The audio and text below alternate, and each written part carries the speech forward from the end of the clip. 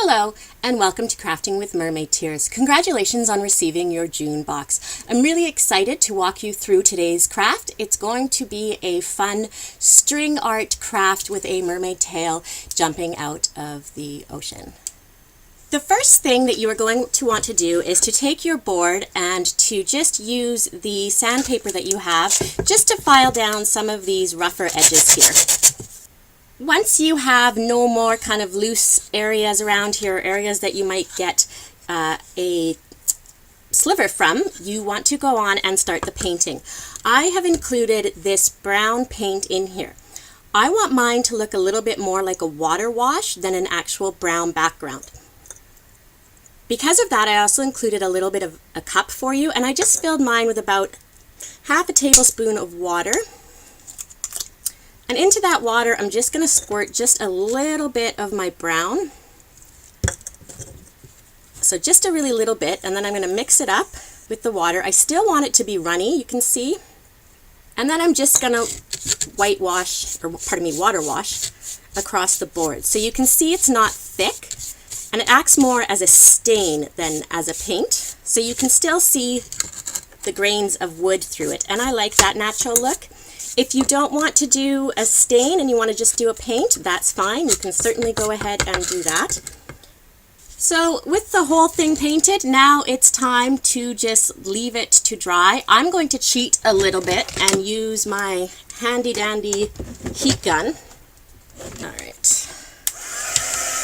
Once your frame is done drying, you're going to take the template that I gave you and figure out where you would like to place it on your board. So if you want to just do it straight up, you're going to feel where that tail is.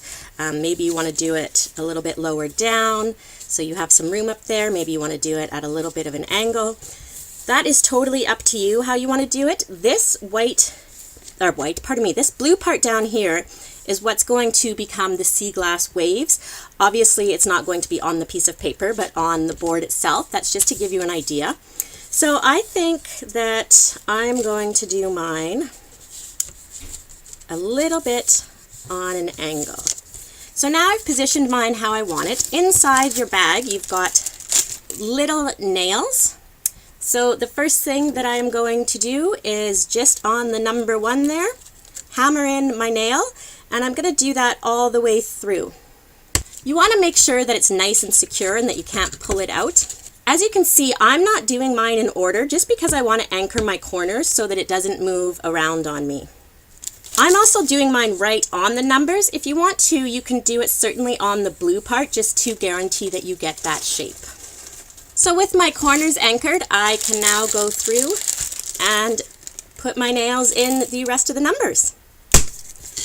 Now that I have all my nails in place, I'm just going to go through and see if they're wiggly or if I need to give them another little hammer. So now that they should all stay, that doesn't mean they will, but they should, we're going to just take off the piece of paper. So an idea that you can do if you want to try and remember where your waves are is to just put a little nail at each side of the wave. I'm going to just leave it and kind of play with my sea glass and figure out where I want to put it. So I'm literally just grabbing the corner and pulling the paper up. The reason that I did it that way versus pulling it this way is because now I can reuse my template, whereas if I'd done it any other way, the template would be completely ripped and I wouldn't be able to reuse it without reprinting it. Well, I'm going to keep mine here as a reference point just because obviously it's harder to see where they go. I've given you 3 different colors to use. I'm starting with the white, and I'm going to start at hole number 4, which is the middle one. And I'm just tying a nice normal knot. Once I have my knot in there, I'm going to take my string and I'm going to start on the inside, and then I'm going to wrap it around the outside. So I'm just taking it here, and I'm going around the outside like that. And I'm going to do that all the way through, following my numbers. So start on the inside, follow through around the outside. And then when I get to the last one, I'm going to come and I'm going to do the same thing over number 4, which is the one that I started with. So you can see there that my shape of the tail is now set. on my nail. So I'm going to go over my white a couple of times. That's going to act as kind of the frame for mine, and then I'll get to the color. So probably about 3 times I'm just going to repeat this with my white. You can certainly leave it as just one with your color, or you can move on to the next step and just wait for that part. If you notice a nail lifting up while you're doing it, just put your string down and hammer the nail. Don't worry too much about that. So this time, because I'm at the end of my 3 layers here, I'm going to have to tie my knot. So I'm just going to cut my ribbon, or my string. I'm going to cut mine a little bit long just because I find that easier.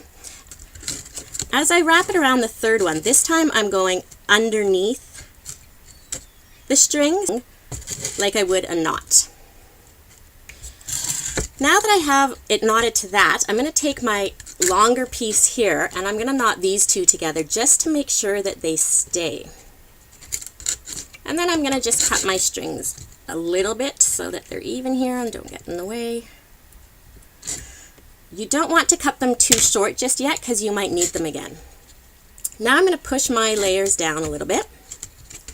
And it's time to start using the colors. So you can decide if you are going to do the tail all one color or if you are going to mix the colors. I'm going to start my colors down in the bottom corner here. And I'm starting with my light blue. I'm just going to tie it on my nail on the end here. And then I can go to random ones throughout and just start doing that same thing where I twist inside outside. So I'm just doing kind of every second nail inside outside. Or if you want, you can also weave it. If you're going to weave it, you want to make sure that your top layer is a little bit higher and just put it through each layer like so. I find it so much faster just to do it the weavy way. So you can see I'm literally just randomly crossing my ribbon here. I'm leaving the thin part because I'm going to do that in my darker blue. But again, you can do all one color or you can switch it up a bit. And what I'm going to do now is I'm just going to keep going until I'm happy with how the area has been filled in with the colors. So I'm going to end it here. But again, keep going as long as you want. And I'm just going to tie my knot here. And then I'm going to tie this blue piece to this blue piece. And because I know I won't be coming back to this, I'm going to trim as closely to my knot as possible. So now I'm going to use the dark blue, as I mentioned, for the top part of my tail. And just because I don't want knots in a number of areas, I'm going to start by tying it actually around number 4 again, and then go from there. If you notice any of your nails starting to pull, it means you're just doing the string a little bit too tight, so you want to loosen it up slightly. So I've made my way back to where I started, and I probably should have left my other strings out here. Alright, so I'm going to just tie the blue to my white strings here, and with my knots secure, I'm going to cut just as close to them as I can, and out of the way. So you can see I have the shape of the tail in string art. You can go as many times as you want. You can weave the colors through. You don't have to do 2 separate colors. It's got endless possibilities. Now I'm going to plug in my glue gun.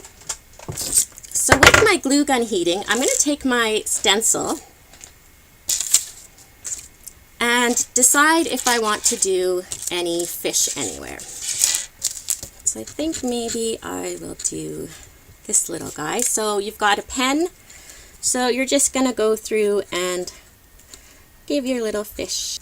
So there's my one little fish. Right, so while my glue gun is heating,